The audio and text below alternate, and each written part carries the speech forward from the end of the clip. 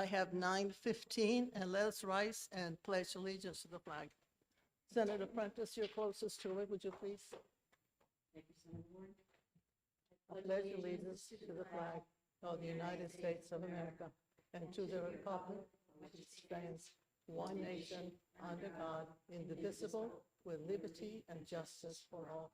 Thank you. Welcome to the Senate Education hearing. We have a number of bills this morning, and we'll start off with Senate Bill 429. I believe Senator Prentice will introduce it.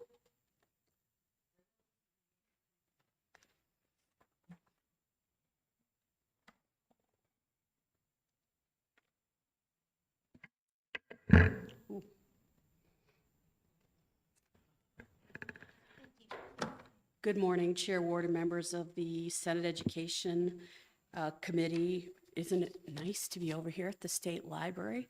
The flexibility in our venues as we're doing different renovations and improvements around the State House complex has been great for every member, has been wonderful, and I thank the public for flexing with us. With that being said, for the record, my name is Sue Prentice. I am the state senator from District 5, representing 15 communities, largely of the Upper Valley, Grafton County, parts of Sullivan County, and one beautiful community in Merrimack County, New London.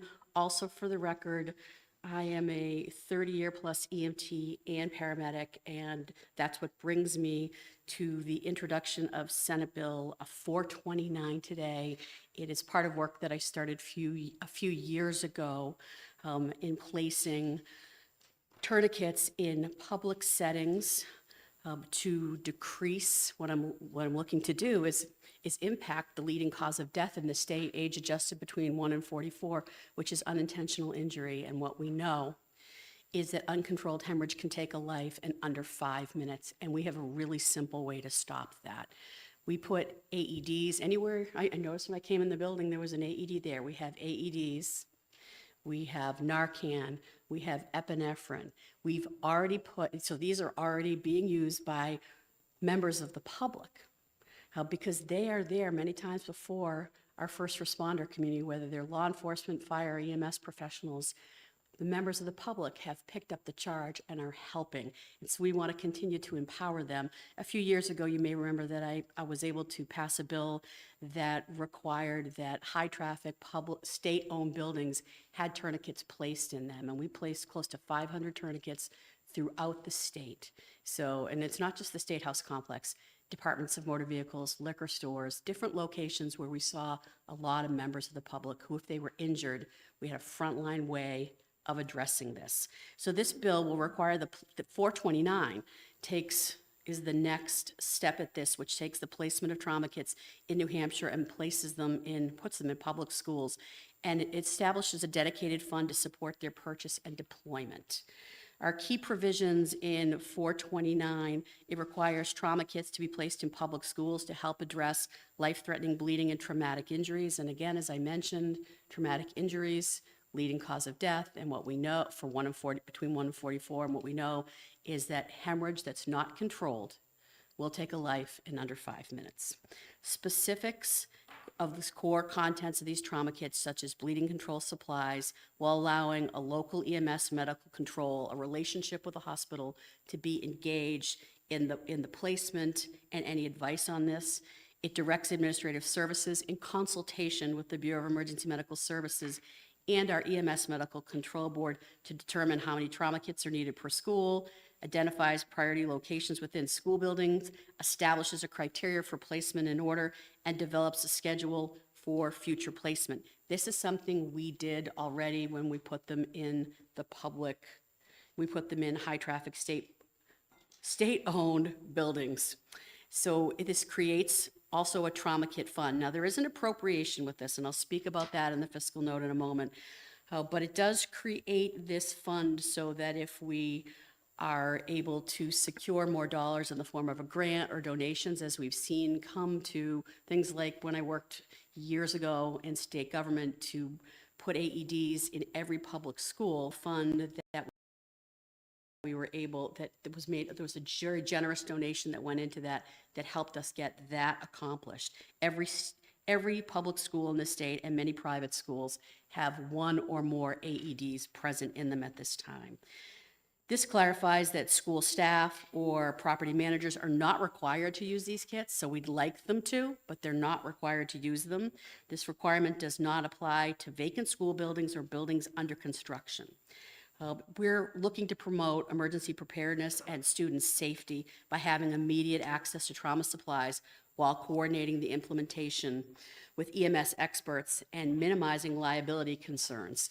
So before I touch on the fiscal note, if I want to just respond to when we were working on, I want to respond to a question that came up when we were working on putting these in high-traffic, state-owned buildings was, would somebody carry a liability? As a good Samaritan who is not required to do this, but who pulls, this covers them if they use an AED, if they use Narcan, if they assist with epinephrine, if they're going to use one of these tourniquets, if it's not required by their job and they come across this and they do this in good faith, they are covered by the Good Samaritan law in this state. So I wanted to make sure that was on record. We have, I think it's 500, and I want to address the fiscal note, and I have some pushback on that. And I appreciate the way the Department of Safety tried to high-end this, but I think we can bring this down substantially. There's 453 public schools, and what we know is that some of these schools already have these kits, but a number of them don't.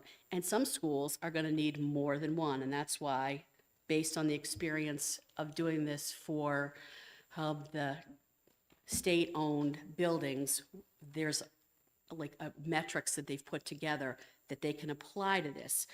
But we need to really be focused on purchasing the kits, not so much fancy, I should say fancy, boxes that they can be put in to be mounted on walls. If you go around any of the State House complex here and you see an AED and you open that door, don't do it if it's going to set off an alarm. But if you open that door, you even look in, you'll see that there's a tourniquet in there. So I think that we can work out a way to make sure these get placed where there are already these emergency supplies. And for somebody who wants to have a kit, a box and mount it on the wall, they could go ahead and make that purchase. I think this is a minimal ask in terms of an appropriation to get this started for the safety of our children, for the safety of the staff and the public that travel in and out of these buildings. So with that, I'm going to conclude my testimony. I know I have some medical experts, some trauma surgeons and emergency physicians and nurses who have come to join us and talk about this. Let's be clear, this is something that's happening throughout the country. And for, it's every ounce of, you've heard me say this before on the Senate floor, every ounce of prevention is worth a lifetime of cure. This is something we can do. Oh, and by the way, let me just point out that when we think about that tragic day at the Boston Marathon, how many people's lives were saved because members of the public acted and fashioned tourniquets out of their clothes? They showed that they're willing to stand up and do the work. Everyone that was transported survived, and hemorrhage control was key in that. We're taking a step to advance that in the state like we've already done for our state-owned buildings. So with that, I will conclude my testimony and thank you all for your time.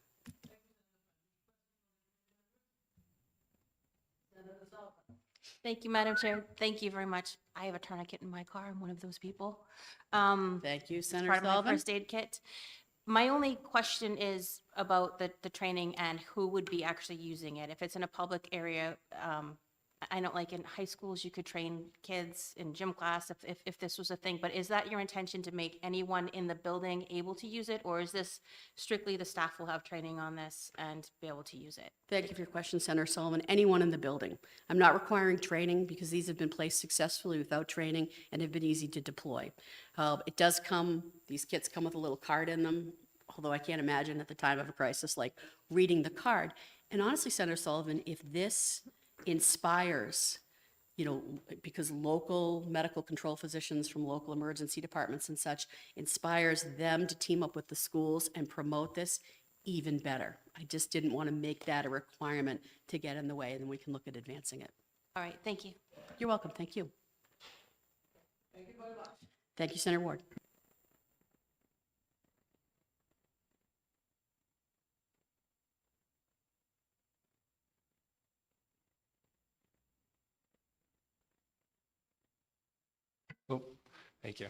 I'm the PD trauma program manager at Dartmouth-Hitchcock Medical Center, which is the only level 2, it's the only PD trauma center in the state of New Hampshire, or a level 2 pediatric trauma center. My background is I'm a SICU nurse, PICU nurse, trauma nurse for the last 10 years. And so I have a lot of experience with hemorrhagic patients, and in particular pediatric hemorrhagic patients. Sorry. So this bill really speaks to me. In terms of the efficacy of tourniquets, it's well documented across the literature. We actually do a journal club at Dartmouth Health. We had a case come in with a pediatric patient with a tourniquet on, and it sparked the question of how young can we go down with tourniquets. These are adult-sized tourniquets, essentially. There's just one size fits all. And then we did a literature search. There's several studies out there that show that adult-sized tourniquets work effectively on kids from school age 5, and up to 17, and they work very well. Improvised tourniquets, while they can work, don't necessarily work as well. So having a real tourniquet, a combat tourniquet in the school setting is critical. I would also like to highlight that these kits come with combat gauze and scissors, and then Sue talked about the quick reference cards. Should a pinch will help you fashion a tourniquet. But the combat gauze and scissors, especially to identify bleeding and to stop bleeding, those combat gauzes have hemostatic agents in them that help stop bleeding as well. Early tourniquet is key to preserving blood loss and stabilizing your patient.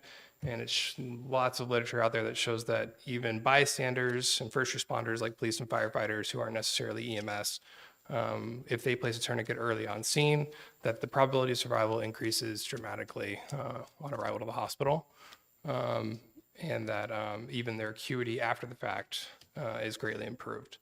That is my testimony on the matter. Sure. Thanks, guys.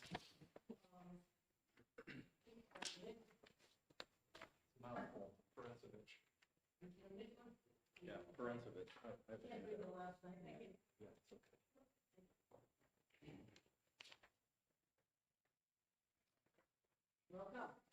Thank you.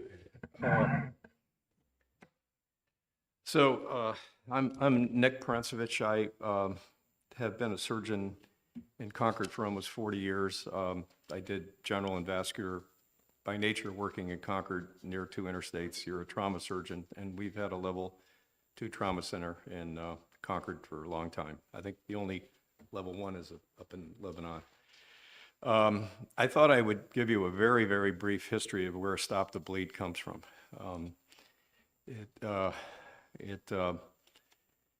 We've known that, the kits we're talking about are a first aid kit, but the big thing is the tourniquet, which we're talking about. And I think when I was a kid watching Western movies on TV, you almost thought you knew how to run a tourniquet because that was the first line of action. We don't see that in action movies anymore, but it's still valuable. The great debate forever on tourniquets, probably since antiquity, was it could be dangerous too. So that's what you're concerned about. How's it dangerous? Well, if you're bleeding from a limb particularly, and you're bleeding so fast that you're going to drop your blood pressure and die, then a tourniquet will save your life if you can get it near or around the blood vessel or stop the bleeding. You might lose the limb. And so when we get worried about losing the limb, you have to balance that with the life, which trauma surgeons have to deal with day in and day out. So I'm going to just give you this very personal story, not so personal, but the person I know. In December 14th, 2012, when Sandy Hook started, and I think you all know that story, elementary school in Newtown, where 20 kids, 6 and 7-year-olds died, and about 6 adults, I believe, mostly their teachers. When that happened, the trauma centers near there, New Haven, Hartford, New York, were all notified. Hartford, being a little further away, was actually the biggest one. And the director of that trauma program was a personal friend. We went to training together in Boston, a long time ago, Dr. Jacobs. And I had this personal discussion with him a year after. He came up and gave a lecture to us in Concord trauma program. And he said the first call was, be alerted, we have a whole bunch of people, mostly kids. You're going to get a bunch of them, at least 10, that was the first word. And then 10 minutes later, it was, never mind, they're all dead. And then an hour later, he gets the last phone call that says, can you come down and help the medical examiner figure this out? In other words, all the children were looked at, partial autopsies, sometimes complete, whatever normally medical examiners do. And the trauma surgeon, who's never had to do, I mean, you go and see an individual case, but to see 26 people, he didn't talk much about it, but he and I talked about it, and it had a profound effect on him. And two things happened after that. One, he felt maybe one thing needed to be done, and being very active in the American College of Surgeons, which I'd been a member of since I finished training, he got as many people in the country, but particularly in the Northeast together, and it was called the Hartford Consensus, and they had two major meetings, and out of that came two things. One was, we've got to do something about guns. That was mission impossible. And then there was the low-hanging fruit, which is, can we do something about hemorrhage and bleeding?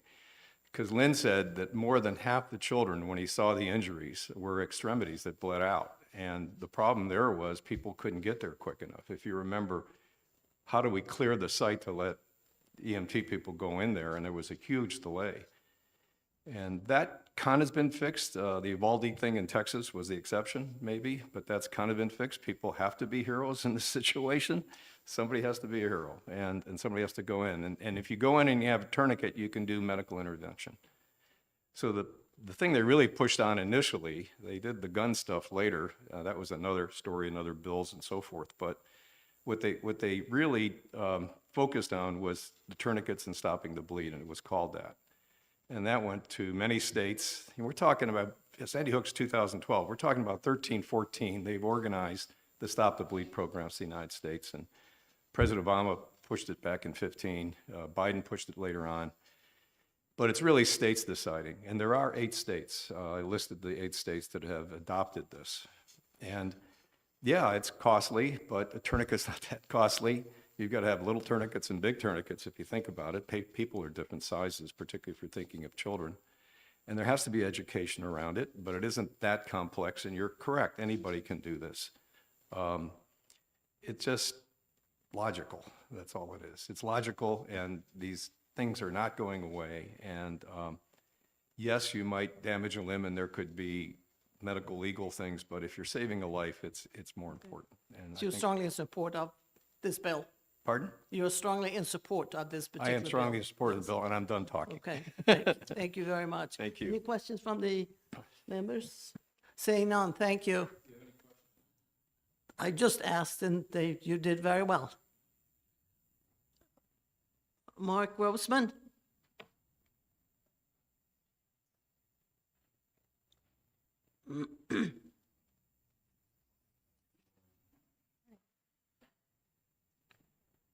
You can move the whole thing over if you want.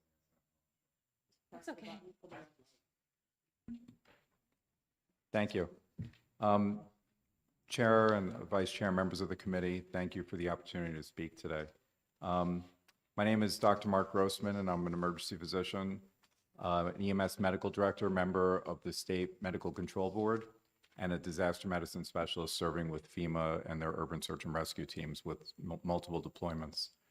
And I'm here in strong support of Senate Bill 429, sponsored by Senator Prentice, which will require trauma kits, including tourniquets, in New Hampshire public schools. There is one core medical truth I want to emphasize that's already been mentioned, but uncontrolled bleeding is the leading preventable cause of death after traumatic injury. People don't bleed to death in hours, they bleed to death in minutes, maybe less than 5 minutes. At the Parkland school shooting in Florida, 17 people tragically were killed. But what's less widely discussed, and I know from firsthand information, but critically important, is that 17 additional victims were saved because bleeding was controlled early. I used to live in that area, and I'm friends with their medical director for their fire department, who was actually on scene, and he's told me this information firsthand. So 17 people, it would have been double the tragedy if tourniquets weren't applied very quickly. So again, those 17 were saved because of tourniquet use. Their lives weren't saved by surgery or technology, but they were saved by time and by action. From a medical standpoint, every minute matters. Once hemorrhagic shock begins, mortality rises rapidly. As aftershock sets in, the chance of death can approach 30% or more. And these are numbers from the Army from combat use of tourniquets, even with the greatest hospital and trauma care. The single most important intervention is early bleeding control. A tourniquet's inexpensive, it's easy to use, it's safe, and it's already the standard for EMS, police, and the military. Think of bleeding control as CPR for trauma. We empower bystanders to start CPR before paramedics arrive because it saves lives. We don't say to somebody, well, somebody needs CPR, let's call 911 and wait for the paramedics before we do anything. So we should be doing the same thing with tourniquets. Schools aren't immune to severe injuries. While violence is rare, traumatic bleeding also occurs from playground accidents, sports injuries. I've seen it with ice hockey and figure skating, shop class incidents, and bus accidents. This bill isn't about fear, it's about preparedness. It puts medical tools in schools and allows people to use them. What I advocate for is I think that every 8th grader should learn how to use Stop the Bleed. And I actually prepared kits that I gave to my kids that have tourniquets, Narcan, and EpiPens. And I said, these aren't for you. I don't think that you are going to overdose on an opiate because you can't self-administer Narcan. But I can almost guarantee, they're both teenagers, that in the next 5 years, one of you is going to come across somebody who's going to need one of these 3 things, and you can save a life. All 3 of those things, if they're not given immediately, are really useless, and the person can die, and I've seen this over and over again. So I think that all children, it shouldn't just be the staff of the schools. I think this bill addresses placing the tourniquets and the kits in the schools, but we also have to consider training, and I think that every child and every staff member of a school should be empowered to learn how to use these kits and save a life. Thank you for your time. Any questions from the committee members? Seeing none, thank you. Thank you. If anybody wants a demonstration of a tourniquet, I brought one to see how quickly it goes on. That concludes the hearing on SB 429.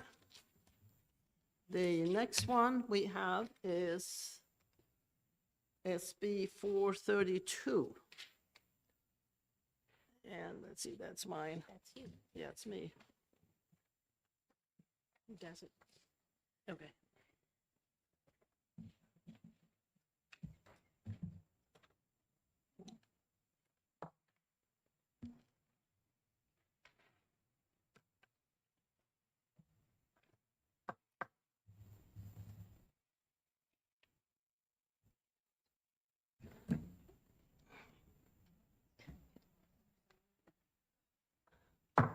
Thank you, I Madam am Chair. now opening the hearing on SB 432, and I recognize Senator Ward to introduce her bill.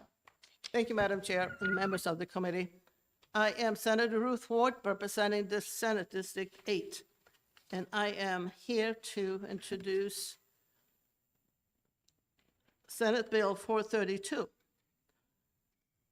This bill will allow students to possess and use a topical sunscreen while on school property or at a school-related event or activity without a licensed healthcare provider note or prescription. In addition, it will allow for outdoor use of articles of sun protective clothing, including but not limited to hats and sunglasses, and establish a skin cancer prevention education program. Under existing medication bans, students are required to have a physician's note to bring sunscreen to school, causing decreased access and underutilization of sun protection measures. To address this issue, this bill will create a consistent state policy that ensures children have access to FDA-approved sunscreen at school for over-the-counter use and at no cost to the state. And it would not require a school to provide sunscreen or have school personnel apply sunscreen. If passed, New Hampshire would not be alone. Presently, 29 states in the District of Columbia have already passed similar legislation. The importance of this bill is backed by scientific evidence. The United States Preventive Services Task Force, for example, believes that children should have access to sunscreen to help reduce the incidences of skin cancer, along with counseling about minimizing their exposure to UV rays to reduce the risk of skin cancer. Possessing sunscreen in school is also supported by the American Medical Association, and they have passed a resolution to exempt sunscreen from over-the-counter medication possession bans in schools. Nationwide, only 10% of students reported regular use of sunscreen. Regular use of an SPF 15 or higher sunscreen reduces the risk of developing melanoma by 50%. On average, a person's risk for melanoma doubles if they have had more than 5 sunburns, but just one blistering sunburn in childhood or adolescence more than doubles a person's chances of developing melanoma later in life. Even without a burn, sun exposure raises skin cancer risks, even if you are tan or your skin type is dark and your skin does not redden. The sun can cause cellular damage that can lead to cancer. To help protect the more than 160,000 New Hampshire children from damaging UV exposure, I respectfully ask for your support on this bill. I'm happy to answer questions, but I think that we have some people behind me here who can answer more questions. Thank you, Senator Ward. Thank you very much. Any questions from the committee? Seeing none, I just want to say thank you, Senator Ward, for bringing this. I think it's kind of insane that we have to have a law about this. I used to send my kids with contraband sunscreen on field trip days, so I just want to say thank you for bringing it forward. Was that a question for me? No, I was just thanking you. okay.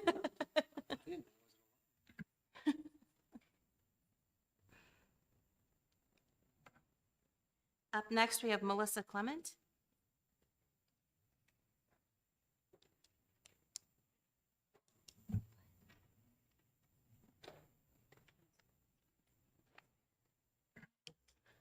Good morning, Madam Chair, members of the committee. My name is Melissa Clement. I'm the Chief of the Child Care Licensing in Department of Health and Human Services, and we administer the Youth Recreation Camp Program. So the piece I am here to answer any questions and to bring forward is that in addition to the schools, which was spoken to a lot, you have also included legislation for to add to our rules for camps, add to our statute for camps. And we already have rules that permit sunscreen to be brought to camp with just parent permission. There is no need for a doctor's note, no need for any sort of prescription for it. So I just wanted to let you know that it's already addressed in our camp rules, and I'm not sure if the statute as listed on page, sorry, it starts on, let's see, page 2 as introduced, line 14, where it says the possession and use of sunscreen in recreation camps, and it goes through line 31. So the statutes that has addressed the camps, we've addressed the situation and rules, and I did have a member of the New Hampshire Camp Association reach out to me late last week to ask if there would be any confusion because of the statute in comparison to our rules. I haven't been able to do a deep dive yet, but I wanted to assure the committee and sponsors that we have addressed this in the rules, and children absolutely can have their own sunscreen at camp, and there's no need for a doctor's note or anything special for that. And I'm happy to answer any questions you may have. Thank you. Any questions from the committee? No? Seeing none, thank you very much. Thank you. Next, I have Dr. Hayden Doty. Thank you. I almost said Doherty. Thank you.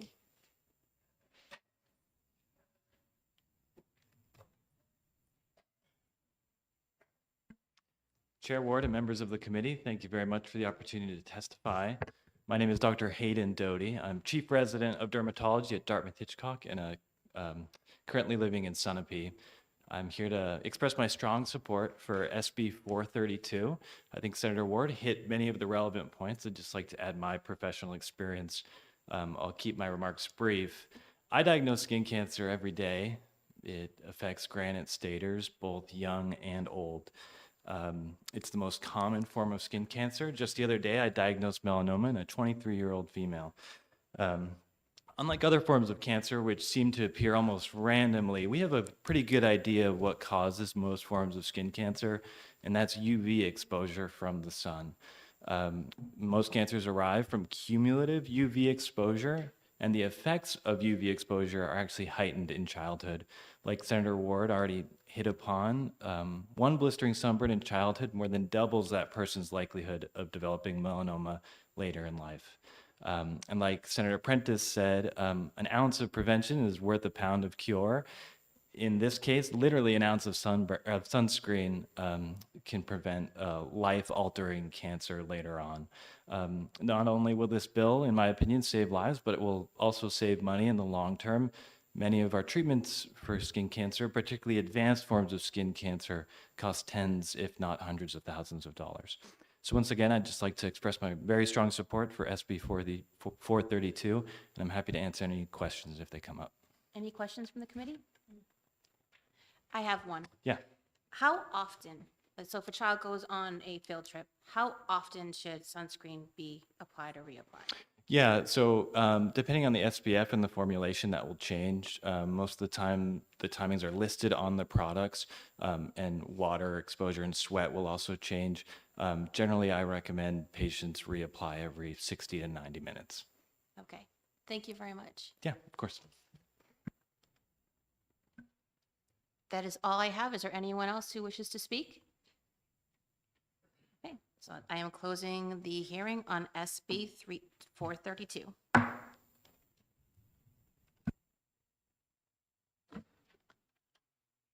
Next, we'll open up the hearing on SB 531. And the sponsor is Senator Waters. Good morning, Madam Chair, members of the committee. It's nice to see you in this terrific room. I'm Senator David Waters, District 4, and I'm here to introduce Senate Bill 531, establishing a task force to study the feasibility and the creation of cosmetology-related program, and to change slightly the process for designation of regional centers and programs.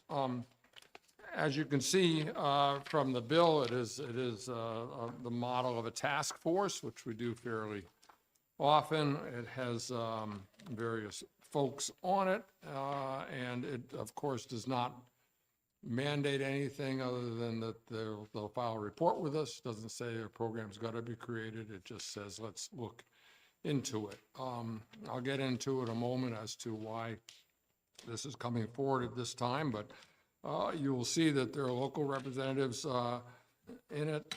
There's a representative of the Chancellor of the Community College system, and then a cosmetology teacher from a career and technical education center offers a full program appointed by the Commissioner of Education. And it's going to look at the feasibility of creating a cosmetology-related program in northern New Hampshire.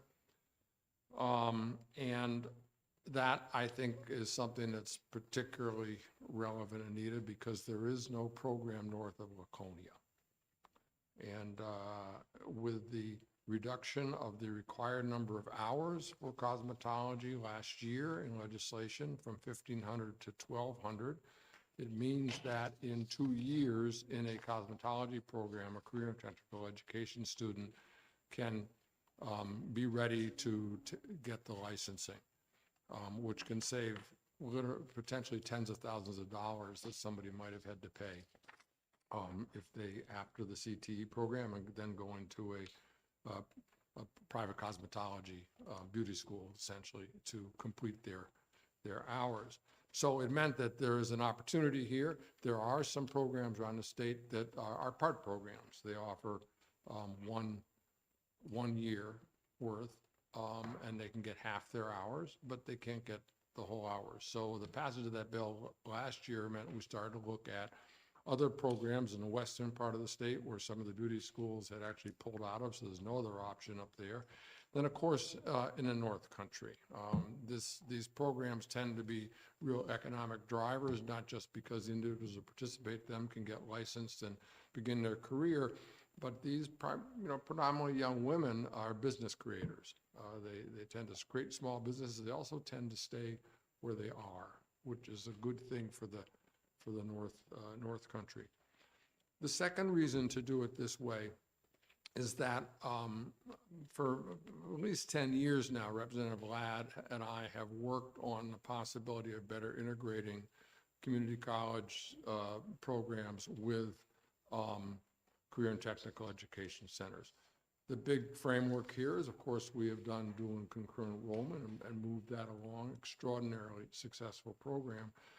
But in looking at the process through capital budget and with Perkins funding of construction and renovation, it became clear it's going to be very hard for the state alone to keep sustaining the reconstruction or renovation or construction of CETE centers. So we began to think and working a lot with Commissioner Ada Blue, setting up task force, and now with Commissioner Davis to say, could we be more intentional, more program specific, and be able to do renovations or construction that was, responding to a particular needs and growth in areas of employment and sector partners in industry, and then also co-location on community college campuses. And that might be a way to save a great deal of money, but also with doing concurrent enrollment to really start to blend, as I think we really are trying to do, the CTE system with the community colleges in certain ways. So that's why it is a task force then, and not just the usual process that sometimes is done at the Department of Education, look at program development, because this is going to involve the community college system. We have a great model right now. I mean, I thought of the Berlin area, not only because the close contiguity of the White Mountain Community College campus and Berlin High School and the CTE Center, but also there is the model up there of the great heavy trucking, the diesel program up there, which is so important for the trucking industry and for training technicians, and that's seems to be a place that might be done. There's been other discussions as well. Concord, which is looking to build a new high school, we had a lot of talk about, well, could they have some of their their CTE buildings over at the New Hampshire Technical College. And there are other places around the state. I look at in the Portsmouth area, the importance of welding, in particular at the shipyard, that the possibility of being able to expand those programs by designating the welding program at Great Bay Community College is one that the CTE students could use. Also with Portsmouth High having closed its construction trades program, they've got that over at Great Bay. So, why couldn't those students then be able to go over there to do that? So that's the bigger picture. It also explains why it's a task force and not through the process of program development identification that DOE has. The second part of the bill I will turn to on the second page here, and I think this is a extremely important small change to the process whereby the Commissioner of Education is empowered to designate high schools, public academies offering career and technical education as career and technical education centers. And then the current statute reads, in instances where it's education economically feasible to do so, the commissioner may designate individual career and technical education programs in other than career and technical education centers as regional programs. To add new possibilities of that, here is the bold. This may include programs located on community college systems of New Hampshire campuses and programs that jointly established by CCSNH and career and technical education centers. That speaks directly to the first part of the bill, but I think opens up a lot of the possibilities I've described that, the Capital Budget Committee is going to look very closely at when we think about Perkins renovation and construction, but also at the community college capital budget that comes along. So that's why that piece is there.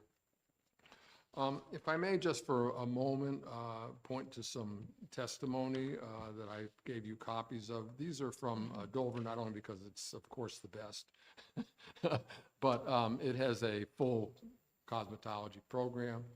It has a salon at the program that can take public clients, which is essential for the training here. They also cut all the ROTC kids' hair. They also use their salon facility. They receive and clean and restyle the wigs that cancer patients are given. And they were given by the industry, a special machine to do the drying of those wigs. So all kinds of great things. And so I just thought that, and because the director there is kind of a leader among the statewide CT cosmetologists, you'd like to hear from her and her students. And they were ones who very much advocated for going to 1,500 to 1,200 hours. So that a 2-year program, when we get more of them around the state, these are the kinds of things they can do. But then just very briefly back to that notion of why legislation. And I will say that I have great confidence in what the DOE does in terms of program development, sector partnerships, and so on. But there are many times in which we in the legislature think, let's get going on something and let's see about it. I think the most recent one we've done is that it was legislation that established the Marine Trades Program up in Wolfboro, working with marinas up there. And there were some of the same questions raised about, well, they could have done that anyways. Well, of course they hadn't. But why legislation? Well, now everybody thinks it's the cat's meow, you know? It's a great program. Everybody's so happy. We went to an opening for it, and, you know, Senator McConkey, he tells you all about it as well. We did the same thing with outdoor recreation. There's a $2 billion industry in the states and in the state, and they were looking to see if they could better partner with creating a workforce coming for outdoor recreation with the CTEs. So we, by legislation, established a pathway there. Think back to robotics. And I've mentioned dual concurrent enrollment. And I also talking about regional agreements where Representative Ladd and I, you know, they probably could have done this at the DOE, but it took legislation to say, by the way, let's see if we can't have the receiving and sending schools regional agreement, ensure that they're on the same schedule so students can actually go to the classes if they're at a sending school. And there are much more in those regional agreements. So I think there's a lot of things to say that even though these things could be done another way, oftentimes they should be done this way because it is legislative intent. So sorry to go on so long, Madam Chair, but you can tell I really all worked up about CTE and possibilities for workforce development and giving our students some great careers. Thank you. Thank you. Any questions from committee members? I have a question. Yes. Is there this thought of having a task force? Is that because it had an established need for something, or is it just somebody coming up with an idea for a program? Thank you, Madam Chair. I think it's a little bit of both. In that, I think the established need is that what we did to say we could now, with a full program, get students so they don't have to spend tens of thousands of dollars at a beauty school and be able to get their education, but it does mean we have to start looking around. There's also been some look in the western part of the state. This, to me, then, thinking about it, after my work on the previous bill and with CTEs now for a dozen years, I thought that the synergy of Berlin was good. So that's why I brought forward the task force up there.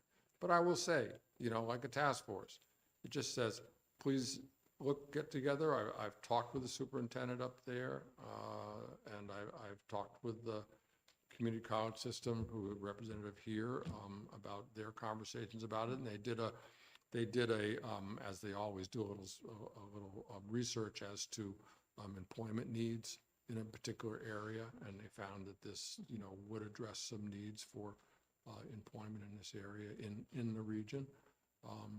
So anyways, so it's a little bit of both, Madam Chair. Thank you. What's that? Thank you. Annette Cole.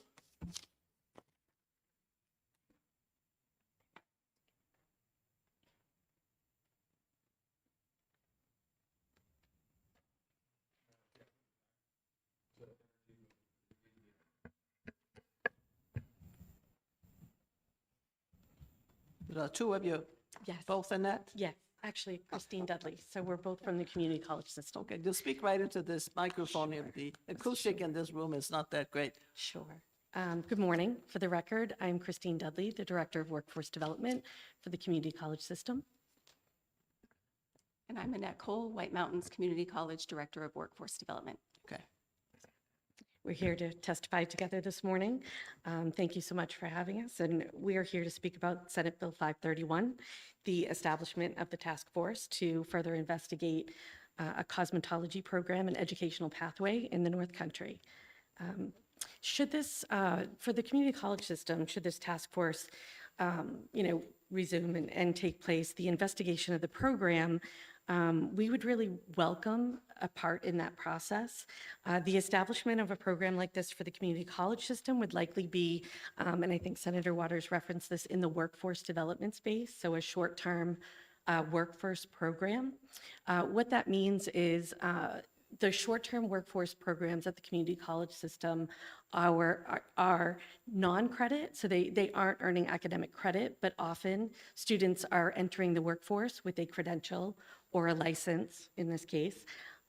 And so we would like to recognize that there would be a nice pathway from the high school program into this particular workforce program. The bill also suggests the partnership between the CTE and the community college system, which we do, again, as Senator Waters, I think, referenced, we have lots of connections between the two organizations now. So we have our early college program, dual enrollment. We're also looking at ways and opportunities for us to better connect our high schools with our workforce programs as well. So that's another piece. In some areas of the state, we also, I'd like to add to that, we also co-locate programs. So for example, River Valley Community College leverages the Cheshire, Cheshire Career and Technical Center for their carpentry program. So there are a lot of partnerships that happen between the organizations and pathways for our students.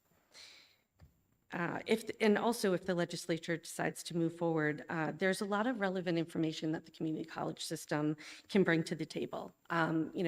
Input on future partnerships, and also we'd like to consider some barriers. Certainly a significant amount of funding may be needed for this type of endeavor, depending on physical space, people, and we definitely want to consider the support of our students. So we know in the rural areas and in the North Country, we have to consider travel, housing, daycare, all of those things that help support our students. We would also, want to investigate that as well.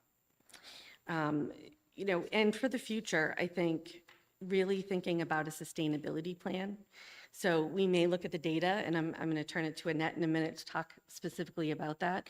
But we really we would recommend that we consider a strong sustainability plan for a program like this. So CCSNH is supportive of whatever process helps this move forward. We really want to explore the efficacy of creating this particular program. We'd like to also discuss the idea through the task force of exploring the viability of this and partner with the group. So I'm going to turn it over to Annette, and she's going to talk a little bit more about the North Country specifically. Okay. Thank you. Thanks for hearing me today. I'm excited to be here to talk about some of the work that we do in the North Country. My role at White Mountains Community College in workforce development is to build short-term trainings that respond directly to workforce needs in our region. So the region that we serve is all of Coos County, Northern Grafton, and most of Carroll County as well. And some examples of programs that we provide are generally non-credit programs such as licensed nurse assistant, EMT, CDL-A and CDL-B, welding programs, automated manufacturing, and peer support. The purpose of the work that we do in workforce development and how we fit into the college system is we create those short-term high-impact trainings that provide students with job-ready skills so they can get those credentials very quickly in a workforce program. Our goal when we build a program is to create a program that provides a livable wage And the other thing that we really think a lot about is the economic mobility that we're creating. When we look at a program, we really look at sustainability, but really, are we giving that student an opportunity to earn a higher wage? Because we know in the North Country, we have higher rates of poverty than any other area in the state, and it's really important that we look at that. We try to address those disparities by just giving access to meaningful employment and opportunities that are closer to home. So one of the things that we also think about in workforce, and this is statewide, is that we try to build programs that are not terminal. We try to look at a program when we get an idea for something new, and we think about, does this have a pathway? An example would be LNA. If they come into the program and they train for 6 to 8 weeks as an LNA, that's a starting point for them to maybe become a medical assistant or an LPN or an RN.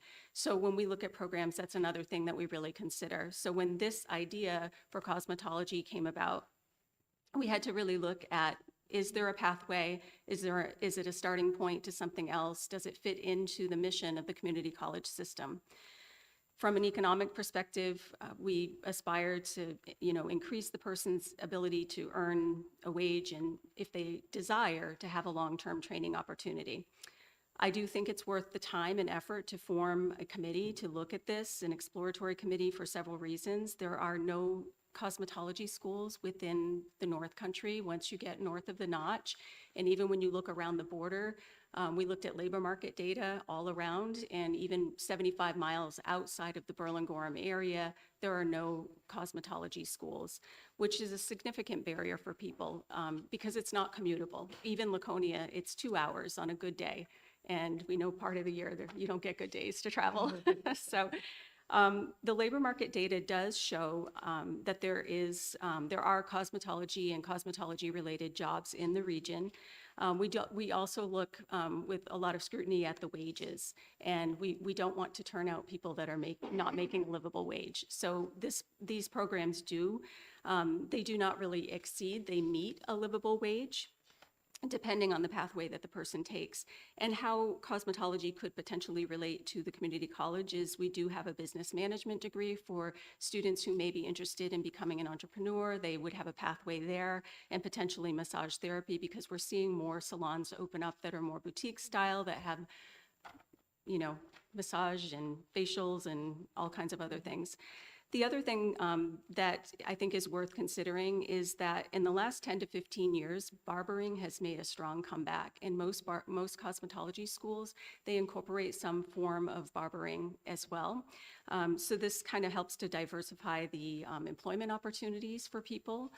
And some of the challenges that I do think would need to be looked at is that I'm not confident alone that the workforce development program at White Mountains Community College could stand up a program and create a sustainable program that could be long-lasting.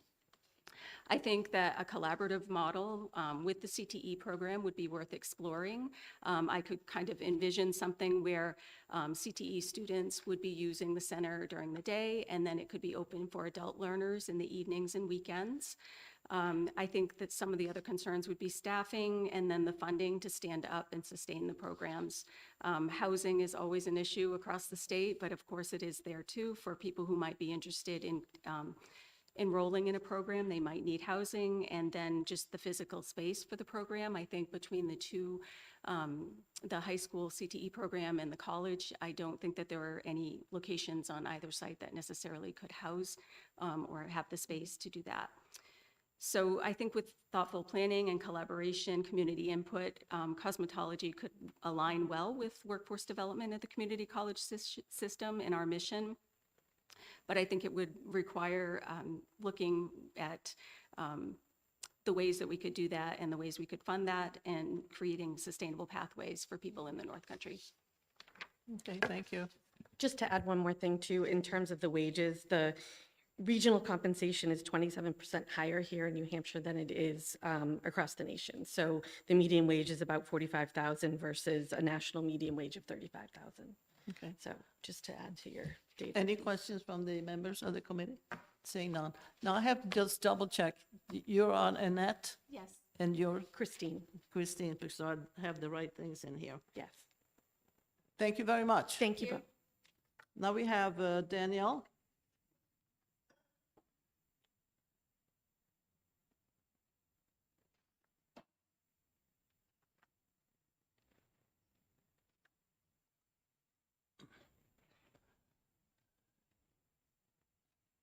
And if you have something that nobody else has said, go ahead. And bring that microphone closer to your face. My name is Danielle Demers. I am here representing NICTA. I am the CT director in Berlin, New Hampshire, the regional center.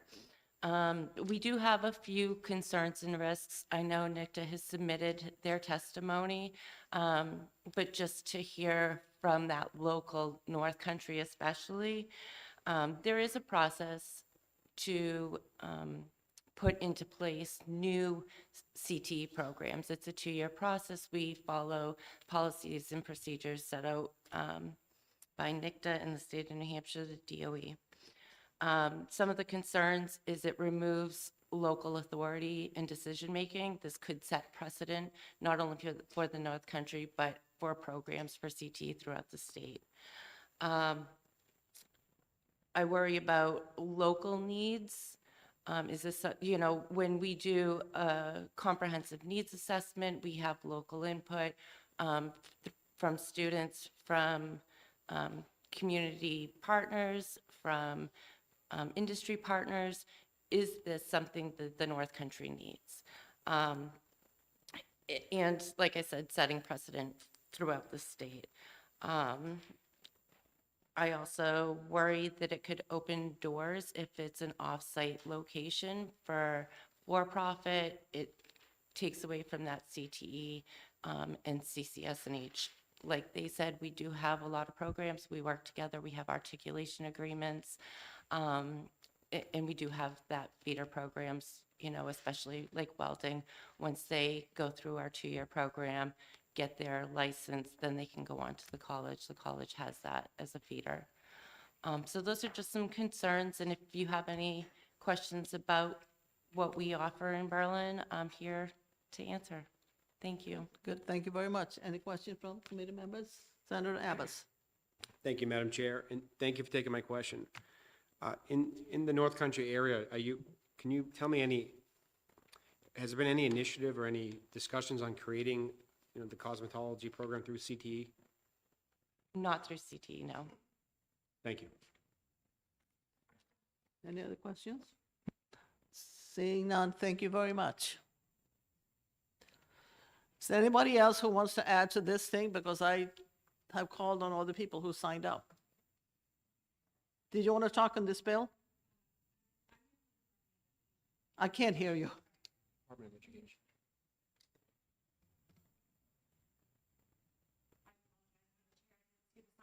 You turn on the microphone. You My want to apologies. speak on 531? I am here to answer questions if anyone has them. I'm here with the Department of Education, the Bureau of Career Development. My name is Chrissy Vanderhook. I apologize. I did not see the sign-in sheet when I walked in. Okay. So if anyone has questions, I'm here. If not, then I will let the former comments rest. Questions on the cosmetology program? Yes, ma'am. Okay. That's very nice of you to offer. Okay. Thank you very much. Thank you all. Well, that ends the hearing on Senate Bill 531. We'll take up 577. And the what? No one has signed up. Oh, okay. Senator Perkins Coker, Prentice, is introducing it.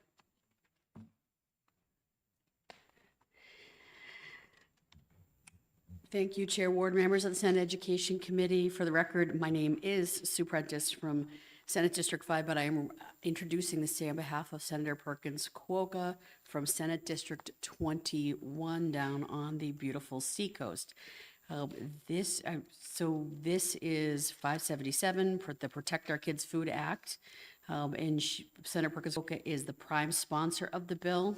This bill would ban the use of certain color additives in meals for students in public schools. These dyes are unnecessary, providing zero nutritional value while posing a danger to the physical and behavioral health of our children. Numerous states numerous states either have or are planning to ban these dyes as well. This is a growing list, which includes, but is not limited to, California, Connecticut, Florida, Hawaii, Indiana, Iowa, Louisiana, Massachusetts, Missouri, Utah, Virginia, and West Virginia. Many of these dyes are also prohibited in the European Union and other countries where natural dyes and additives are used instead, if at all. This bill would put New Hampshire in line with the growing global and bipartisan movement to improve our public health. Many of these substances are petroleum byproducts, which have no place in our foods. These substances are known to pose potential hazards to children's health, like increased hyperactivity, inflammation, and even cancer. This is a common sense measure with the best intentions and is a great opportunity for all sides of the chamber to work together on an important mission. I respectfully ask the committee to consider this proposal favorably, and I thank you for your time. Senator Perkins Coca, I would say that I would answer any questions you have, but I am not prepared to answer any questions you have and would defer them to Senator Perkins Coca or any subject matter experts that may have come here to testify today. Any questions from committee members? Maybe you can answer this question. You know, those little bottles, the colors that you use to have, change the color of the frosting, is that included in this? Well, if it's a dye, I mean, I don't know what's in it. I'm not an expert. Yeah, I mean, I would think that they would be included in this too. They were the first, one of the first Okay. lines of dyes that were. So we can't, Well, I think you can, but there's going to be substitutions that are available. So okay. it's what the composition of the dyes are. And there are other ways to color food than have been some of the models that we have used over time with the products. it'll be interesting to see what happens. You know. They have alternatives. They don't work as good, but if you. They'll have the alternatives. Okay, good. Okay. Thank you very much. Did you have, Senator Sullivan? You might not have the answer for me, so I apologize. It's likely. I was just curious, do you know why it's just the colors and not the preservatives as well? Senator Sullivan, thank you for the question. I don't know, but I'd be happy to ask Senator Perkins. Coca. It might just be a first step, so, all right, Okay. that's fine. Thank you. Thank you very much. Okay, thank you. You did very well. I don't have anybody signed up to speak on this bill. And anybody in the audience wants to speak to Senate Bill 577? My name is Chesley Marvin. I obviously didn't come here for this bill, but just to speak to that, I think this is a personal opinion, not an expert's opinion, that food dyes are a hot topic right now. And so I think that's why we're seeing a lot of legislation around it. But certainly other forms of UPF and preservatives are of concern to health. And there have been numerous studies showing this. Not to demonize blanket types of foods, but I would see there's probably legislation down the line and places for something like that, but this is probably just a first step. I use beet juice to flavor or color my frosting, by the way. Very good. It works well. Okay. Thank you very much. Anybody else? Seeing none, that concludes the hearing on Senate Bill 577. Now we have Senate Bill 578. And Senator Sullivan will introduce it.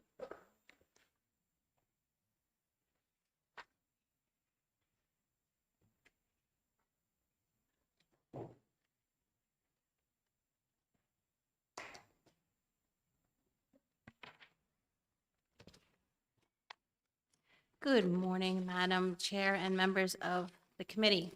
For the record, I am Senator Victoria Sullivan. I represent Senate District 18, which is Manchester Wards 5 through 9, and the beautiful town of Litchfield. In 2018, New Hampshire adopted play-based kindergarten. Thanks to the preschool development grant secured by then Commissioner Edelblu, New Hampshire was able to provide coaching for play-based learning to kindergarten teachers across New Hampshire. I've had the opportunity to speak with the teachers who are implementing play in their classrooms who have stated they want to see more of it. That's why I'm introducing SB 578. The bill extends play-based learning through third grade. We have a significant mental health crisis among children. Studies have shown that play-based learning treats trauma and depression through joy and connection. Play itself is inherently joyful, combating feelings of emptiness and fostering connections with others. Emotional regulation. Activities help children understand and manage feelings like sadness, frustration, and stress in healthier ways. Resilience. Overcoming challenges with play builds confidence and the ability to cope with life's difficulties. Safe expression. It provides a safe space to express feelings associated with depression and develop self-awareness. SB 578 also requires the schools add recess to their physical education programs through 8th grade. We know the importance of physical activity for younger children, but our middle school students who are at a critical age of development benefit from recess as well. Recess plays a vital role in their physical, emotional, and social growth by providing a much-needed break from the structured school day. Recess allows students to socialize with peers, recharge their minds, and engage in physical activity which helps regulate energy. According to the National Academy of Medicine, physical activity helps regulate classroom behavior by improving focus, reducing impulsivity, boosting mood, and increasing engagement through the brain chemistry changes like dopamine and serotonin, and improves executive functions, leading to less disruptive behavior, higher motivation, and improved self-regulation skills like managing restlessness and emotions. The bill also prohibits denying a student recess as a punishment. SB 578 will make our students happier, which creates healthier and better regulated behaviors in the classroom. This is a great bill, and I ask for an ought to pass recommendation from the committee. Thank you. I'm happy to take any questions. Questions from the Senator Abbas? Thank you, Madam Chair, and thank you for taking my question. Just asking for your opinion on this. So what if you have a scenario where the child is perhaps violating whatever rules during recess? I understand, if someone doesn't do their homework, maybe they shouldn't be denied recess, but if they're acting out or doing something at recess, I'm not going to give an example, and then as a form of discipline, they're not allowed to go to recess the next day. I mean, I'm just wondering, how do you implement that here, or what's your thought on that? Thank you for your question. I mean, behavior at recess is something that teachers should be identifying and correcting in that moment. But it's often the kids that miss recess, that are given recess as a punishment, are the ones that need it the most. They're the ones that are having behavioral issues in the classroom just because they can't regulate the energy in their bodies. And, I've had many parents reach out to me who had those children that often missed recess when it was really a benefit to them. But again, kids misbehave. And recess is a great opportunity for teachers to correct behavior in that situation. Thank you. Welcome. All done? Senator Altshuler? Thank you, Madam Chair, and thank you, Senator Sullivan, for taking my question. I'm looking at two parts of the bill, and I'm wondering if you can clarify how they operate separately and not conflict with each other. At the beginning of the bill, in lines 2 and 3, so instruction and support of standards, so increasing the standards through the 3rd grade. So we're going to move that play base up to 3rd grade. Then go down to line 11. The school board shall ensure that recess is included in the physical education curriculum for all students in kindergarten through 8th grade. So how do those two jive? Is it through 3rd grade or is it through 8th grade? Or I just don't understand So the there are two separation. different. Thank you for the question. So there are two different things. The standards for play is through 3rd grade. The recess is through 8th grade. So they're two different standards. So the first part is just about play-based learning, and that's through 3rd grade. And then the recess is up until 8th grade. Does that clarify? It does. Thank you. Okay. May I follow up, Madam Chair? Yeah, thank you. So thank you. That clarifies the split. I understand that. How do we ensure that recess up through the 8th grade included in the physical education curriculum doesn't inadvertently supplant physical education? So that, a school says, okay, well, it's a lot of time. And we're not at, there's nothing here that would add to the school day to accommodate this. And we know that schools, I do not disagree that kids should need to run it off. Like, we all know this. My concern is that at the moment, this legislature has dictated so many must-dos to public schools that every minute is accounted for. You know, there are some units that are exactly 17 minutes long, not 16, not 18, there's 17, because every single minute in the day has to be accounted for. So if we're not extending the day, it's got to come from somewhere. And we very correctly extended time for children to eat at lunch. And incorporated that. And there is also a recess built at the end of a lunchtime. So my concern is, where does the time, we got to take from something if we're not adding on to the day. So I thank you for your question, and I think that gets sorted out, you know, when we get to the rules of it. But I personally would be okay if recess was instead of structured gym class. Our kids are so structured all the time. I mean, when we were growing up, we're relatively the same age, except little Senator Abbas over there. No, we're generally the same age. And we had so much unstructured time in our lives. And now kids are picked up from school, they're put in sports programs, they're put in after school activities. They're losing the ability to socialize with each other in an unplanned, you know, my dad would talk about how they'd meet up after school and they'd go to the ball field and then just have a game. It wasn't organized by any adults in their lives. So if we went from a structured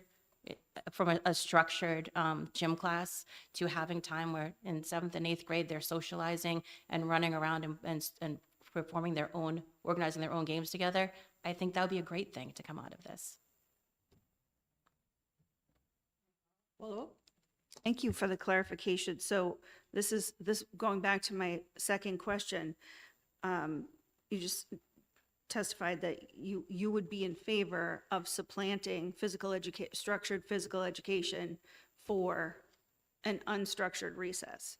Is that the intention, to get the ball rolling on creating that alternative so that you could do either or?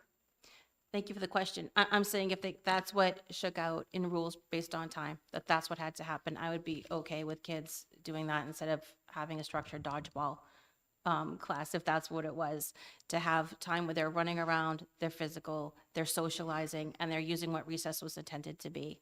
I think they're missing that a lot in the older grades, and like when they get into middle school. And I'm not making the rules, but I would be okay with that. Are they ready for me? Okay.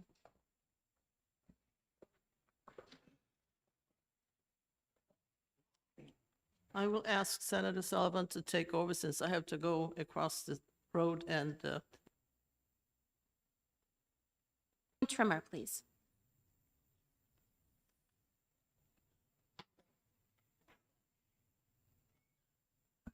Hello. My name is William Trimmer of Deerfield, New Hampshire. I'm extremely grateful to have an opportunity to speak on this matter. My assumption is that when you are in session and a call to recess comes about, that you're all a little excited. A mental break is needed, a stretch of the legs, a quick chat with a friend to digress, a time to just be. Kids need it too, all people do. Even those incarcerated in our state are required to have a recreation supervisor. It is not natural to sit for many hours from one box to the other, then given little time to eat and no time to physically move. Kids need to move and speak to one another without constant direct supervision. In many schools, students' only time not being directly supervised is during their short lunch period. I believe we need to break away from the industrialization of education. Kids are not Ford motor parts being pieced together in an assembly line. I'm fortunate to be in my 18th year as a woodshop teacher, 15 here in New Hampshire at the middle school level. Energy. We all have felt energy before. You can visually see when students are in need of expending it. Their movements become somewhat erratic, and their attention can become difficult to sustain. It's palpable, another teacher said. After lunch, at the end of the day before a break is typically when it's at its highest. I often, the class or two before a long break, will not even allow my students to use machinery because they are too amped up. There are times when I teach technology outdoors. COVID jump-started it. Many times when I take students outside and give them a destination within eyesight, some sprint, some race each other, some naturally group up and talk, and 1, 2, or 3 will be in stride with me. They all expend energy differently. They utilize the time differently. I look at this bill as one that the youth would be behind with energy. How often are bills presented or even passed that students know about? I don't know the legalities of getting information out to kids, but I do know that if students were aware of the possibility of having recess when they don't, they would strongly encourage their parents or guardians to support it. COVID proved that changes can be implemented in a short time.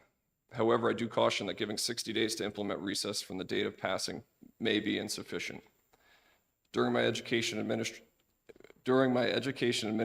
internship, I assisted in scheduling and learned that it takes a great deal of time to figure out where all the kids are going and when. Research backs recess up. Systematic reviews with meta-analyses have been done. Physically, America needs to move more. Recess is a step in the right direction. The benefits easily outweigh the initial potential cons. I believe this is the last bill on the docket, so enjoy your coming recess. Thank you for your time. Thank you. Any questions from the committee? Seeing none, thank you very much. Could I say one thing? I'm sorry. Yeah. You had asked Senator Sullivan a question as far as to how to handle an issue during recess. I think, just from my experience, if an issue happens in math class, they would take them out of that math class, at least for that day. What happens after that, I wouldn't be able to, the administration would have to take over at that point. Thank you. Thank you. Dawn LaValle.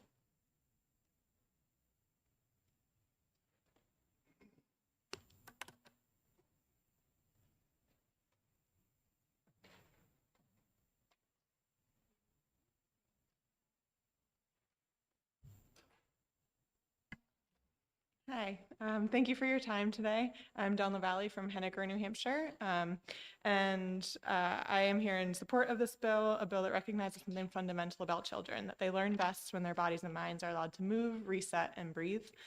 I've actually committed more than a decade of my life to working for Playworks New England, an organization centered around recess and play for students, because I know the power these tools have to improve the lives of young people. Playworks is a national nonprofit that's been operating in New England for about 20 years, ensuring that kids have access to safe and healthy play through recess and after-school programming. During my 13 years with Playworks, I've seen firsthand the impact recess and play can have on a student's school day. And I've given you some testimony today that is more around the hard facts and things, but today I want to just share a story with you from a student that I worked with at a school. Today I'm going to call him Charlie. Charlie was a 4th grader at the school where I worked, and he was one of the friendliest kids in his class, lots of energy, and he tried really hard at the work in front of him, but he often struggled to stay focused on the task at hand, and he ended up behind in lessons and distracting other students. Because of this, in my role out at recess every day, I didn't get to see him that often. It was at least once a week that he was being held inside for something else that was happening in the classroom and wasn't able to come out and play. Charlie had been diagnosed with ADHD, and everyone in his life was trying everything that they could think of to help him. Medication, coping methods, all the usual things. But I could see that when he did make it out to the daily allotted 15-minute recess that they had, he really excelled there. He was the one starting the game. He was the one bringing other kids in, making sure everybody felt included and invited. So at one of the next planned meetings for Charlie, I convinced him to try something different and to lean into those leadership skills. So we gave him the chance to lean into those strengths and be a leader at recess. This meant not just being a rock star at his own recess, but getting to come out once a week to 1st grade recess and help out with the younger students. This gave him some additional time to get up and move his body, and also a way to see himself as a leader in his school community. And it was an incentive to stay on top of his classwork so that he could get that extra break once a week. There were still days when something would go wrong in the classroom and Charlie didn't make it out to recess, but his teachers quickly started to realize how counterproductive that was.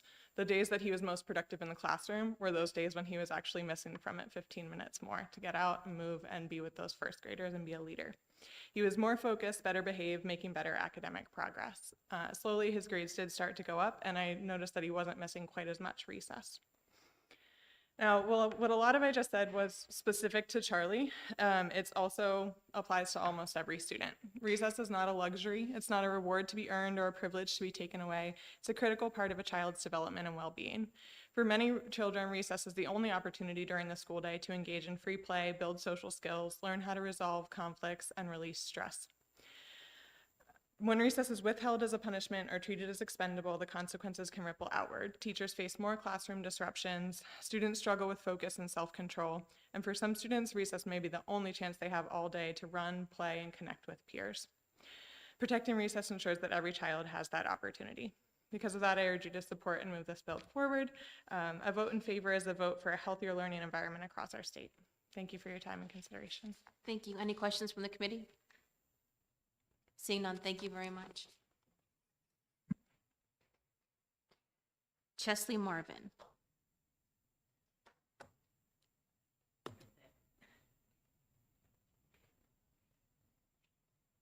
Good morning. Thanks, folks, for having me. My name is Chesley Marvin. I'm the founder of Say Yes to Recess New Hampshire, and I'm a mom of two from Nashua. I'm here today in support of strengthening recess and to pose further considerations for SB 578 to further that goal. Just a little background, Say Yes to Recess is a grassroots movement of parents that was started in Tennessee 1 year ago. They successfully brought legislation to improve their recess from 15 minutes to 40 minutes and wanted to share the love and support others in doing it, and we're in 16 states now. New Hampshire was number 3. So this is a big movement, national movement with strong tailwind behind it. And I'm happy to see that this bill was brought forward.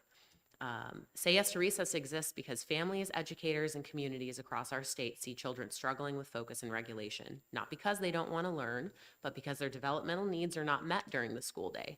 Daily recess is one of the most effective, accessible supports we have to prepare children to participate meaningfully in their classrooms. I want to affirm the importance of preventing recesses deprivation and ensuring the time is well spent in active, unstructured play outside when weather is not dangerous. I helped introduce similar legislation in the House, HB 1507, which includes 2 additions that are essential for meaningful recess. Number 1, a guaranteed minimum daily quantity that may count as instructional time.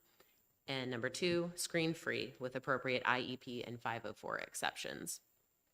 Research shows that 45 to 60 minutes of daily recess provides greater benefits than 30 minutes or less, particularly for attention, stress levels, and on-task behavior.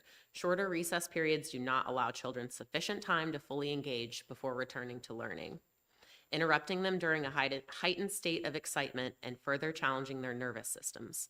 I know there are few tasks I can personally complete end-to-end in just 15 minutes. Instructional blocks are already longer than what child development supports, and recess helps make that instructional time more effective. And I also wanted to address what you brought up earlier about the mandated minute-to-minute schedules in schools. I'd love to talk more about that, but nothing in the Department of Education rules or statute that I could find is actually mandating what students need to do minute by minute. So they're broader rules about the curriculum, and we've been seeing some pushback from teachers about where they're going to get this time, as you know, is to be expected. But frankly, like, we need to prioritize what is best for the children, and we know that this over-structured and over-testing environment is actually doing the opposite of what we want it to do, right? They're not learning effectively. Their brains aren't able to absorb the information. They're over-tested. They're not performing well. And adding recess into the day in a developmentally appropriate amount is what's going to help. And furthermore, the Department of Education Rule 306 does allow recess to count as instructional minutes K through 6. And I did have a question for Senator Sullivan. You want to talk to me later about whether or not your bill is going to allow recess to count as instructional minutes, or if it would have to be entirely separate. because if it counts as instructional minutes, that means you don't have to extend the school day. Screen-free recess is also essential. Screens isolate students from their peers and surroundings and drastically reduces physical, social, and emotional benefits that recess provides. And often I'm hearing teachers say that they see it's a big concern in indoor recess, like say the weather's bad. In wintertime, as New Hampshireites, we understand sometimes we have to come inside. Oftentimes screens are the first go-to, which we know is problematic for all the benefits that recess is supposed to give our students. And I urge the committee to consider these additions to ensure the recess guaranteed by SB 578 is of good quality. Thank you for your time and your commitment to New Hampshire students. Happy to take any questions. Thank you very much. Any questions from the committee? Seeing none, thank you very much. Thank you.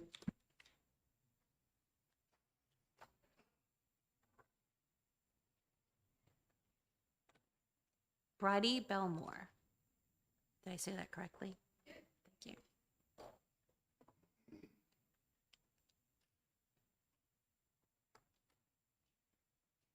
Good morning.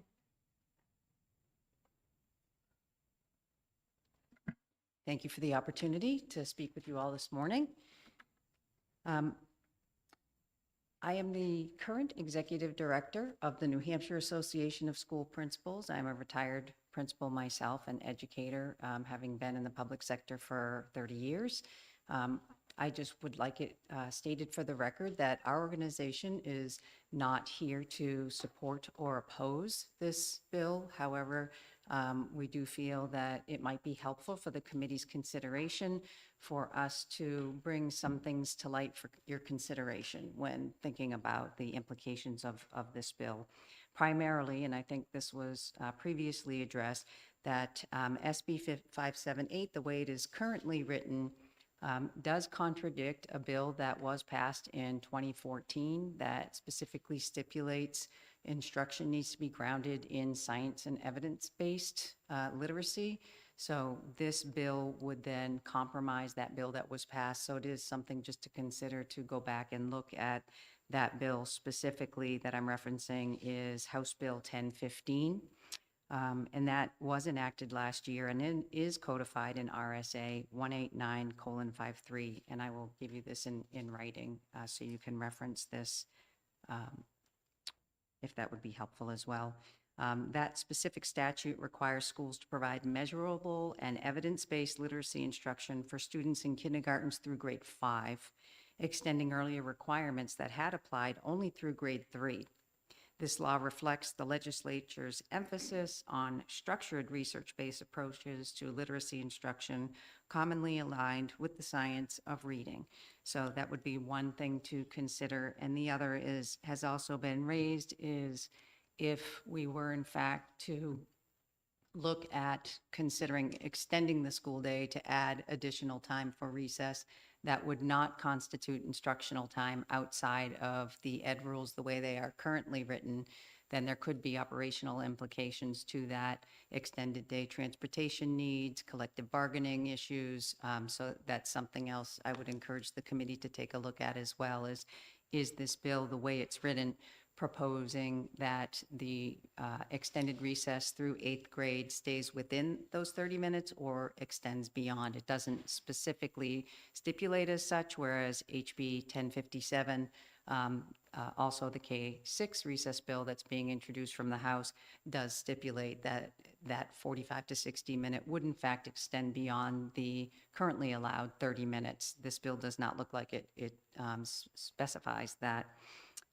Lastly, I certainly want to emphasize, I don't think you will find a building level leader or educator that would sit here and oppose the benefits of recess for students, for all learners, pre-K and beyond. There is indeed brain-based science to show the benefits of why this is socially, emotionally, and behaviorally beneficial, as well as academically beneficial for our youngest learners and our adolescent learners.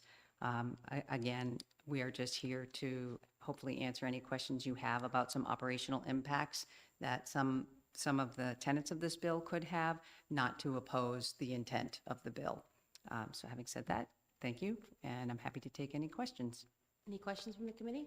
Yes, Senator. Thank you, Madam Vice Chair, and thank you for taking my question. So I just want to clarify, there seems to be a little confusion as a school principal, right? You are responsible for making sure that the school that you are administering is hitting, every grade is hitting the curriculum goals for the end of, for their year, and they're all different. Every grade level is different, correct? Yes. Correct. So in order to hit those goals, we have to schedule, correct? Yes. How much instructional time is available to be able to hit that goal by the end of the 180 days? Yes, that's correct. Okay. So you mentioned in your testimony that if this bill were to potentially add on to the school day, because we don't want to necessarily interrupt the scheduling of the curriculum goals that are in place, it could possibly, you mentioned it could possibly present each school district with operational issues? Correct. The So start if or we the had end to- of the school day? Yes, that's correct.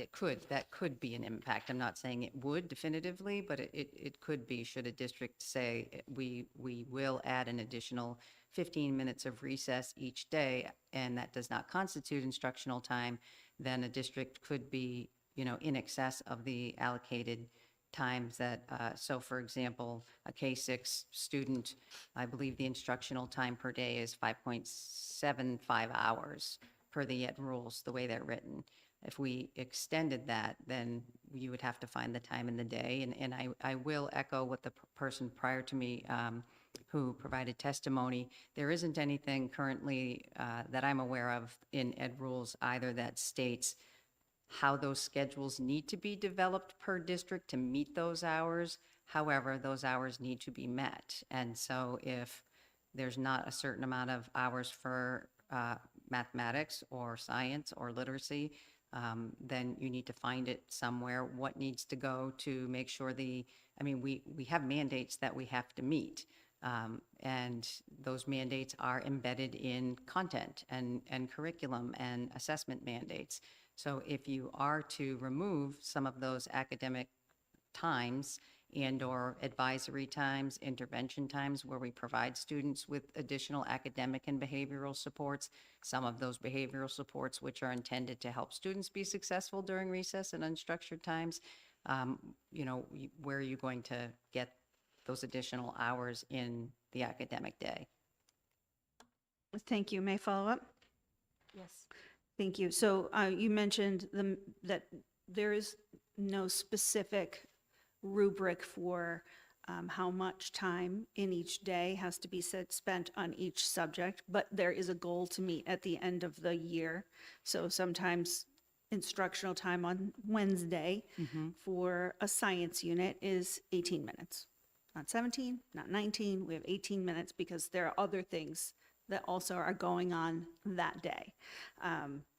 If we were to add this onto the instructional day, is there, in your experience as a principal, do you have enough wiggle room in your day to incorporate more unstructured playtime, regardless of how beneficial it is?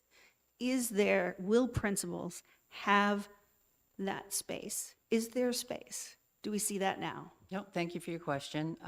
If this becomes a mandated issue that districts are expected to do, we will be required to find that time. That will mean something else will have to go if there's not an extended day. And so then it would be the principals and the district, the board's decision as to how we prioritize what the district goals then are. What goes? Is it intervention time? And intervention time is helping to support students that might not be meeting academic standards as required, or again, behavioral standards. It could be a variety of things. At the middle school, advisory groups are really big now to help students. That's typically a 15-minute block. Would that go by to be able to extend this time? And just, again, information to share that there are, and especially at the elementary levels, there are a lot of motor breaks that are built into the instructional day. So students are not just seated at a desk for 5.75 hours during the day outside of recess. There's a lot of movement that happens in classrooms and in specials. And I think especially at the elementary level, educators work really hard to recognize students' needs, and the demands placed on students academically have become far more challenging due to mandates. Thank you. Any other questions? I would just like to, you had made a statement about the science of reading. The science of okay. So play-based learning aligns with the science of reading. And the Brookings Institute has done great research on this and work on this. So I would just, I'd love to have a conversation with you offline about it if you have the time. But it's science-backed. The research on this is, there's so much about it. And again, the science of reading does align with play-based learning. Okay, thank you. Thank you. And again, thank you for clarifying. I'm not a specialist on that bill that went through, and I apologize, I don't have it in front of me, but it is a question that may be raised. Thank you. Thank you. One more question, do you mind? No, certainly. Thank you, Madam Chair, and thank you for taking my question. Sure. I'm just asking for your opinion if you come across this. Nowadays with kids, and I have a 4- and 7-year-old, instead of them going to their friend's house to play video games, they just somehow play online. So they have less, human interaction just even amongst their peers. So would there be a benefit of them having more, I guess, unstructured or however you want to word it, recess time? I have some concerns about the inability to use it as discipline, especially if they're doing something at recess. But that, I'm just wondering, have you come across that in any of your studies, or has that been discussed amongst your colleagues at all? There's a extensive amount of research coming forward regarding the impact of screen time and social media, generally speaking, on students, and that it's creating anxiety and a lot more dysregulation in students. So yes, I don't think that is necessarily the preferred choice of enjoyment that we would like to see if there was unstructured time. I do think students benefit from having that unstructured, time for growth as well. It helps them with a lot of cognitive development, problem solving, soft skills development that these kids will need. I do think that the problem is where to find the time, and to be mindful that this is a conversation that I think is really important to have with all stakeholders, including parents. This is not just a school-based problem, but somebody mentioned earlier, I believe, how structured students are. And if it was you, Senator, I apologize, but our students are very scheduled. And that's not a school thing, that's a parental choice and a student choice as they're older, what they want to participate in. But we see now that students are way overstretched and overextended with the activities that they are involved in outside of school, coupled with the demands of and the pressures of academics in school as well, also increases students' anxiety and emotional dysregulation. We ask and expect a lot of students today, and honestly, it's tough to be a kid today. There's a lot of pressures that certainly I didn't have, going through schools, through school in the Manchester School District myself. I'm from Manchester, and I feel for kids, and I think the intent of these bills is because we want to make sure that our kids are whole, that they're healthy, that they're emotionally well. And I think we just have to continue to work together to figure out how we can make that work in a school setting, being mindful that it has to be in the home too. It can't just be the schools that are responsible for this. That was a very long-winded response. I hope I answered your question. Thank you. Anything else? Okay, thank you very much. Thank you. Steve, is it Peterson? Oh, it's only one T, so I was guessing. Thank you. Thank you very much.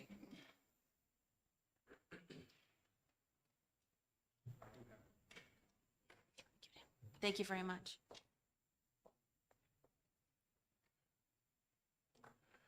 Madam Vice Chair, members of the committee, thank you very much. Good morning. My name is Steve Patterson. I'm the principal at Kearsarge Regional Middle School, and I'm testifying today on SB 578 in my capacity as a board member of the New Hampshire Association of School Administrators, and as well as a school principal with more than 20 years of experience. Like my colleague Bridie, my purpose today is not to take a position in support or in opposition to this bill, but to share the day-to-day operational perspective of a middle school principal on its potential impacts. Middle school leaders recognize the value and the role of recess and unstructured movement for students within the school day. Early adolescents benefit from these opportunities to reset, socialize, and engage in physical activity during the school day. Time to move and interact with peers supports students' physical health, emotional regulation, and social development, particularly during a stage marked by rapid growth and changing behavior. One provision of this bill that has raised questions among middle school principals is a language stating that recess shall not be withheld or deducted as a means of punishment. This language reflects an important goal, protecting students' access to movement and play. At the same time, it's important to understand how behavior support and safety are managed at the middle school level. In a middle school setting, there are times when temporarily limiting access to recess may be necessary for safety or supervision reasons. For example, after a conflict, a physical altercation, or bullying that occurs during unstructured time, it may be appropriate to separate students or restrict participation in recess while staff work with those students to address the behavior and prevent further incidents. From an operational standpoint, flexibility is essential at the middle school level. Principals and teachers must be able to respond to individual student needs, supervise larger groups of students, and address behaviors in real time. In a rural middle school like mine, staffing is limited, and there are few alternative spaces or personnel available during the school day to support students who require intervention. Policies that remove professional discretion may unintentionally limit schools' abilities to use developmentally appropriate, evidence-based strategies. These include restorative conversations, structured reflections, or meeting with counselors or social workers to help students understand the impact of their actions and learn appropriate school social behaviors. These supports are valuable, but they take time, and there are limited opportunities within the school schedule to provide them without impacting instruction or other student services. As a middle school principal, I fully support the importance of recess and unstructured time for students. At the same time, school leaders must retain the flexibility to ensure student safety and provide meaningful interventions when students struggle with behavior during unstructured settings. I respectfully ask the committee to consider these middle school specific operational realities as you deliberate this proposed legislation. Thank you. Thank you very much. Any questions from the committee?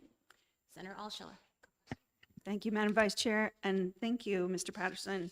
As a middle school principal, correct? I'm going to make an assumption that your school has physical education instruction. Yes, we You do. have PE. Okay, so would it be appropriate, or do you think it would be beneficial to cut out PE to meet the mandate of additional unstructured playtime? I would not be in favor of that. I think they serve two different purposes. PE teaches different skills, teamwork, collaboration, strategy. It also promotes certain aspects of physical fitness. Our students, for example, may track their steps or set themselves fitness goals that they learn during their PE classes. The unstructured time that we're talking about serves a different purpose, and there are many benefits to it. That time, I think I've heard other people talk about, leads to creativity. Kids learn how to interact in different ways without adults telling them how to do it all the time. So I see value to both. I think I would hate for it to become an either-or proposition. I think there's great value to both. I think I was actually sitting outside in my car on a middle school call, as a networking call with other principals this morning, and we talked about this for a little bit. If I can, am I allowed to? Yes. I think that the biggest thing that we all agree on is having that flexibility built into any laws that are passed to to be able to respond in a way that we think is appropriate based on student needs, but also the concerns about where do we find this during the school day. At Kearsarge, we're a very regional district. We're 420 square miles, and there's a lot of busing implications. About 2 or 3 years ago, we went through a big change to separate our middle and high school students from our elementary school students on the bus. As you can imagine, maybe wasn't the best thing. This would impact the middle school day potentially, but not the high school day. And our schedules right now align bell to bell to be able to accomplish that. So as I've heard said, it would have to come from somewhere. The question is, where would it come from? And I think that will be a challenge going forward. I think the other challenging for us, especially as a rural district, is finding the appropriate staffing. We all, I have multiple collective bargaining agreements that I navigate, and that has impacts on their teachers' planning time, lunch times that I have to provide for people, as well as impacting the instructional day.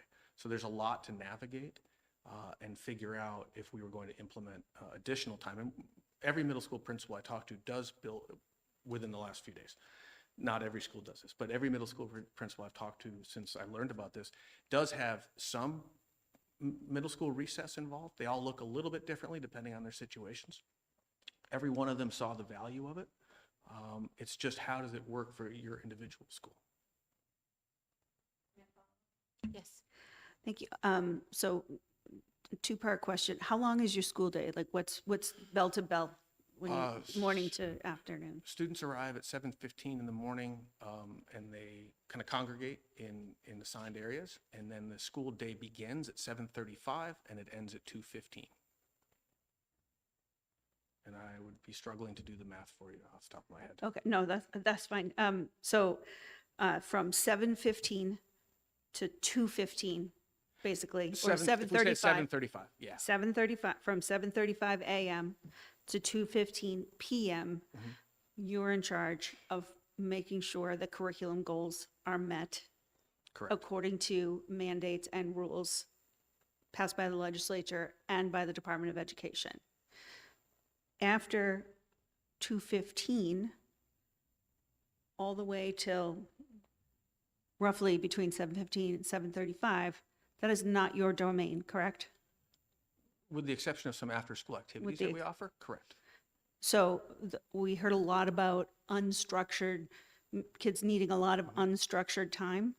And it seems that there would be a lot of opportunity for unstructured time after the school day that is not the responsibility of the school to provide that. It would be a parenting issue that parents need to take control of their children's schedule, correct? Yes, I mean, I navigate that as a adolescent parent myself. I have a 12 going on 20-year-old at home, and it is hard to navigate, especially in a rural area, for time to get kids together to play. That's certainly a factor. I heard the discussion around online activity for kids, another huge challenge that I'm glad I didn't have growing up. So I see the value in it. I think it's hard to make it the sole responsibility of schools because we do have limited resources, and time is a precious resource for us. Yeah, as parent of 3 who raised my children in a very rural area, I get it. Thank you. Thank you.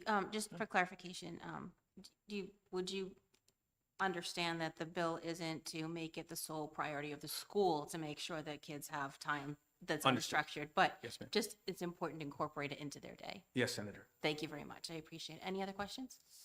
Thank you, sir. Thank That's you for all your I time. have. Is there anyone else that wishes to speak? Okay, seeing none, I close the hearing on Senate Bill 578. That ends today's.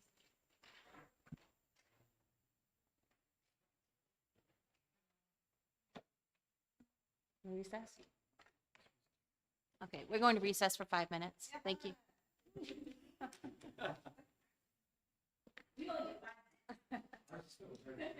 not all. Is it structured? Yeah. I think Everyone's on their phone. we need to extend that for you. We need to talk.